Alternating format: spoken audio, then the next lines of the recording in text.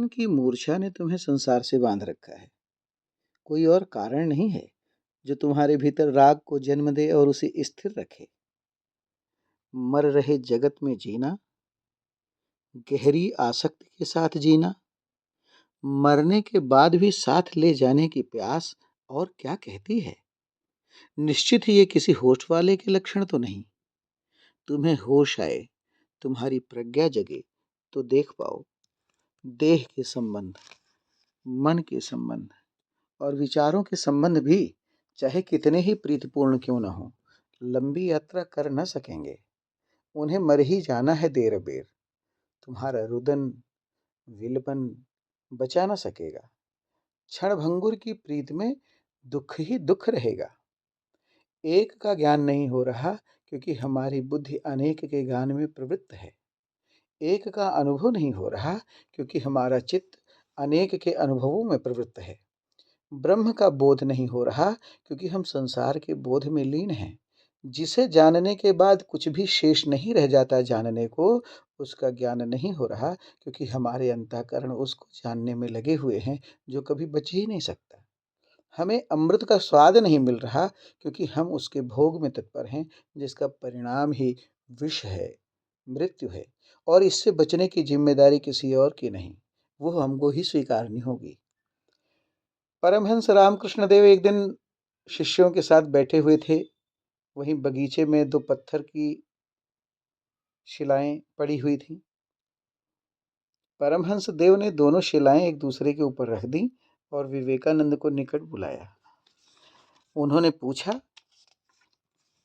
कि नीचे वाले पत्थर को ऊपर लाना हो तो क्या करना होगा।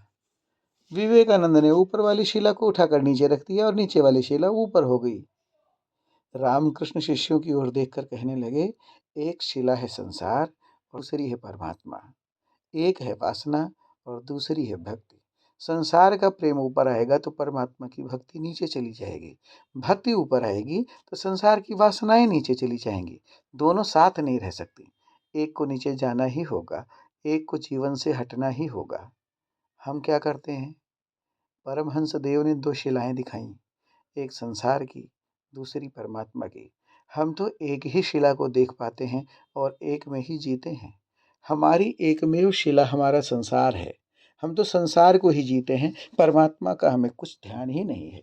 वो शिला हमें दिखती ही नहीं है क्योंकि हम उसे बहुत पीछे और बहुत नीचे छोड़ आए हैं। कोई हमें उस ओर संकेत भी करे, प्रेरित भी करे, तो भी हमारा ध्यान नहीं जाता।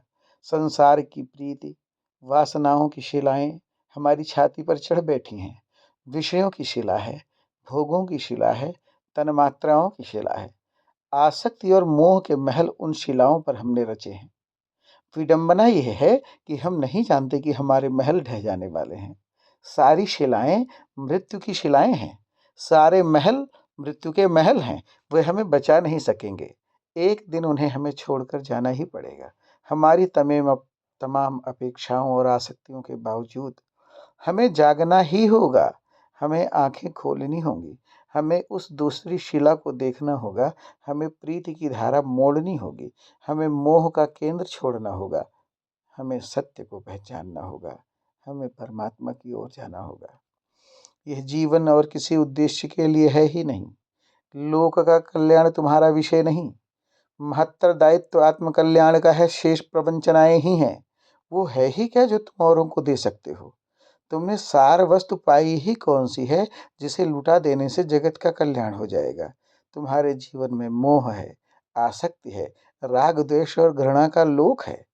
तुम्हारे पास नष्ट हो जाने वाली संपत्तियां हैं, नश्वर शरीर है और अविद्या का अंधियारा है।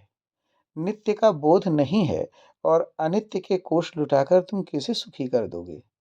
तुम्हारे पास क्षणभंगुर प्रेम है, शांति का मिथ्याभास है, मरण धर्मिता का रस है और बंधनों की जंजीर है। न तुम्हारे पास वैराग्य है, न बोध और न ही मुक्ति का संगीत। तुम किसी हृदय की वीणा झंकृत कैसे कर सकते हो? तुम लाख चाहो, जूझो, सिर पटको, ये नियम अकाट्य है। तुम वही दे सकते हो जो तुम्हारे पास है और जिसके तुम स्वामी हो। तुम घिरे हो दुखों से, उलझनों से, अशांति से। तुम्हारे हृदय में भरी है आकंठ पीड़ा। तुम्हारी बुद्धि में भरा है झंझाओं का अपरिमित शोर। अज्ञान से आच्छादित तुम किसी के लिए प्रकाश स्तंभ बन कैसे सकते हो? भय से कंपित तुम किसी के लिए संबल हो कैसे सकते हो? नश्वरता के प्रवाह में बहे जा रहे तुम किसी को आश्वस्त कैसे दे सकते हो? तुम्हारा समूचा अस्तित्व कंपायमान हो रहा है, क्षरण की ओर जा रहा है।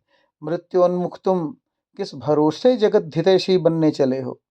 रुको, अभी यहीं स्वयं की ओर देखो, अपने कर्तव्यों पर पुनर्विचार करो, अपने नेह के केंद्र को देखो, अपना गेह सुरक्षित करो, अपने दुर्भाग्य को पलटो, स्वयं को मुक्त करो, प्रेम से भरो, ज्योतित हो। उसे जानो जिसे जानने के बाद कुछ भी जानना शेष नहीं रह जाता। उसे पाओ जिसे पाने के बाद कुछ भी पाना शेष नहीं रह जाता। ये जानो कि इसके सिवा कोई उपाय नहीं है और यह भी कि तुम्हारे सिवा तुम्हारा कोई कल्याण मित्र नहीं है।